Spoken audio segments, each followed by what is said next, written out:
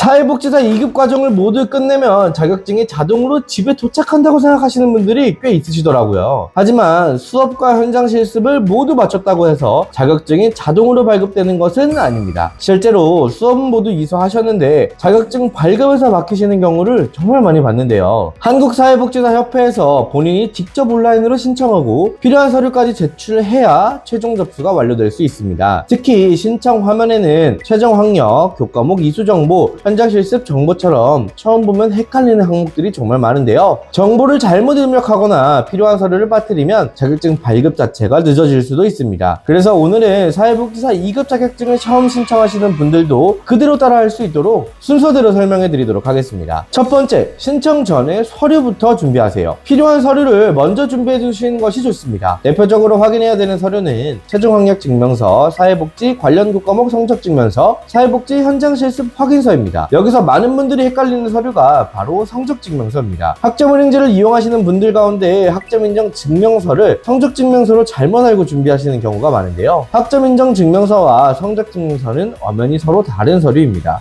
사회복지 관련 과목의 이수 내역을 확인하기 위해서는 일반적으로 과목명과 성적이 표시된 성적 증명서를 확인해야 됩니다. 또 대학에서 사회복지 관련 과목을 일부 이수하고 나머지 과목을 학점은행제로 들으셨다면 한 곳의 성적 증명서만 준비해서는 부족하게 됩니다. 과목을 이수한 교육기관별 성적 증명서가 필요한지 반드시 확인해 보셔야 됩니다. 두 번째, 사진과 서류 파일을 컴퓨터에 준비하세요. 서류를 준비하셨다면 자격증에 사용할 사진도 컴퓨터에 미리 저장해 두시는 걸 추천드립니다. 온라인 신청 과정에서 사진을 등록해야 다음 단계로 넘어갈 수 있거든요. 휴대전화에만 사진이 있다면 신청을 시작하기 전에 컴퓨터로 옮겨 놓으시는 것이 편합니다. 사진을 등록할 때는 실제 자격증에 사용될 수 있으므로 얼굴이 분명하게 나온 증명사진 형태를 준비하시는 것이 좋습니다. 세 번째, 자격관리센터에서 온라인 신청을 시작합니다. 이제 한국사회복지사협회 자격관리센터에 접속하면 되는데요. 검색창에 한국사회복지사협회 자격관리센터를 검색한 뒤 공식 홈페이지 주소를 확인하고 접속해 주시면 되겠습니다. 로그인한 뒤 온라인 자격 신청 메뉴로 들어가 신규 자격증 신청을 선택해 주시면 되는데요. 이후 본인 확인과 결격 사유 관련 항목을 확인하고 다음 단계로 넘어갑니다. 이 과정에서 신청 협회를 선택하게 되는데 한번 신청을 완료한 뒤에는 협회를 변경하기 어려울 수 있으므로 주소와 협회 정보를 제출 전에 다시 한번 확인해 주세요. 네 번째, 개인정보는 빈칸 없이 확인하세요. 첫 번째 입력 단계에서는 이름, 연락처, 이메일, 주소, 자격증 수령자와 같은 개인정보를 작성합니다. 회원가입 때 입력한 정보가 자동으로 표시되더라도 현재 정보와 같은지 다시 한번 확인해 주세요. 다섯 번째, 최종 학력과 교육기관 입력을 주의하세요. 여기에서는 모든 사람이 국가평생교육진흥원을 입력하는 것이 아닙니다. 학점은행제를 통해 사회복지 관련 교과목만 이수하고 기존에 졸업한 대학 학력을 최종 학력으로 사용하는 분이라면 실제 졸업한 학교 정보를 입력해야 할 수 있습니다. 반대로 학점은행제를 통해 전문학사나 학사학위까지 취득한 분이라면